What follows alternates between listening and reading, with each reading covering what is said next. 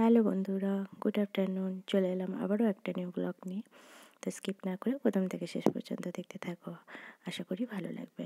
তো ভিডিওটা শুরু করার আগে আমি বলে দিই, আমি তো আমার নতুন একটা ব্লগে সকলকে অনেক অনেক স্বাগত।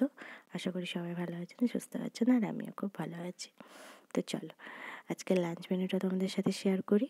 তো প্রথমেই দেখো ভাত কিন্তু হয়ে গেছে, তারপরে দেখো এটা কী শাক বলো তো? কলমি শাক। আজকে কলমি শাকের ভাজা হবে রসুন দিয়ে, তাই একদম কুচি কুচি করে কেটে ভালো করে ফ্রেশ করে ধুয়ে নিয়েছি। তার জন্য এখানে রসুন ছাড়িয়ে রেখেছি।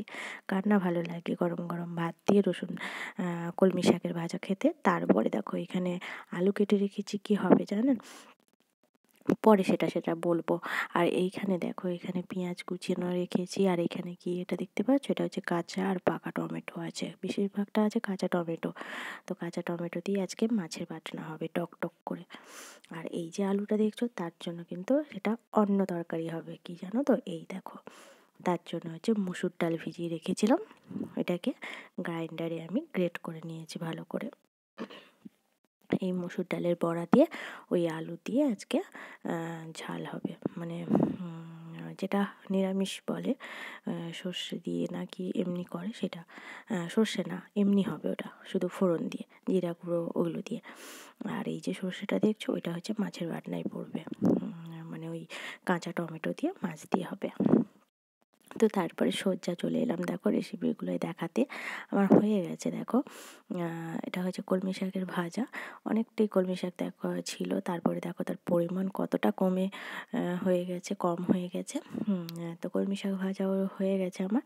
আর এখানে দেখো ওই যে বলেছিলাম না, মসুর ডাল দিয়ে মসুর ডালের বড়া দিয়ে আলু দিয়ে একটা মানে মাখা মাখা তরকারি হবে, একটু একটু জুস থাকবে, এই সেই তরকারি।